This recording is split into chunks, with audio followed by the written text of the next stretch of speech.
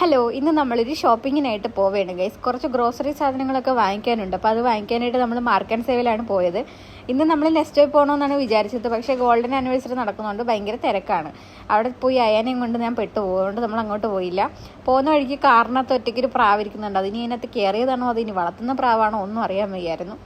നേരെ നമ്മൾ അകത്ത് ചെന്ന് അയാനെടുത്തത് ട്രോളിക്കകത്തിരുത്തി. ട്രോളിക്കകത്ത് ഇങ്ങനെ ഇരുത്തുന്നത് ആദ്യമായിട്ടാണ് കേട്ടോ.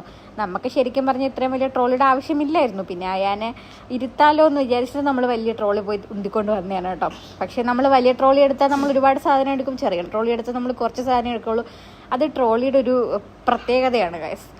അങ്ങനെ നമ്മൾ നേരെ ചിക്കനൊക്കെ ഇരിക്കുന്ന ആ ഒരു കൗണ്ടറിലേക്ക് പോയി. അവിടെ നിന്ന് നമ്മൾ 2 ബ്രസ്റ്റ് പീസ് പിന്നെ ഒരു ചിക്കൻ നമുക്ക് ഇന്ന് രാത്രി തട്ടാനുള്ള ചിക്കനാണ്. അപ്പോൾ അതും എടുത്ത് പോകുന്ന വഴി കൈ എത്തിച്ചത് അയാൻ ഈ ഒരു സംഭവം എടുത്ത് കയ്യിൽ വെച്ചിട്ടുണ്ട്. എന്ത് സംഭവമാണെന്ന് അവന് ശരിക്കും അറിയാൻ പാടില്ല.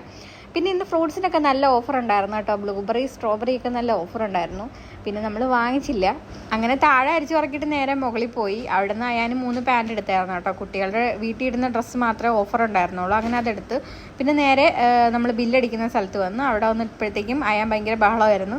അങ്ങനെ അവിടെ നിന്ന് പ്ലെയിൻ പറത്തി കളിക്കുന്ന ചേട്ടനെ കണ്ട് കുറേ നേരം ആ ചേട്ടൻ പ്ലെയിൻ പറത്തി അയാനെ കളിപ്പിച്ചുകൊണ്ട് വന്ന്. ആ സമയത്ത് ഇവർ ബില്ലടിച്ച് സാധനങ്ങളെല്ലാം പറക്കി വെച്ചു കേട്ടോ. പറക്കി വന്നപ്പോൾ കുറേ സാധനം ഉണ്ടായിരുന്നു കേസ്. എവിടെ നിന്നാണ് ഇത്ര സാധനം എന്ന് അറിയാൻ വയ്യ. അങ്ങനെ അതൊക്കെ കഴിഞ്ഞ് നമ്മൾ നേരെ റൂമിൽ പോവുകയാണ്. ഇപ്പോൾ ഇനി ചേട്ടൻ്റെ സ്പെഷ്യൽ ഡിഷായ കോഴി പൊരിച്ചതുണ്ടായിരുന്നു. അങ്ങനെ ചേട്ടൻ്റെ കോഴിയൊക്കെ പൊരിച്ചുകൊണ്ട് വന്നു. ഉപ്പും മുളകൊന്നും പിടിച്ചിട്ടില്ലായിരുന്നു, കാരണം മാരിനേറ്റ് ചെയ്ത് വയ്ക്കാനെന്നുള്ള സമയം കിട്ടിയില്ല. അയാൻ അവിടെ പപ്പയോടെ കളിച്ചുകൊണ്ടിരിക്കുകയായിരുന്നു കേട്ടോ. അങ്ങനെ നമ്മൾ ഫുഡൊക്കെ കഴിച്ചിട്ടാണ് പിരിഞ്ഞത് കേട്ടോ. അപ്പോൾ അത്രേ ഉള്ളൂ ഇന്നത്തെ വീഡിയോ. ടാറ്റാ.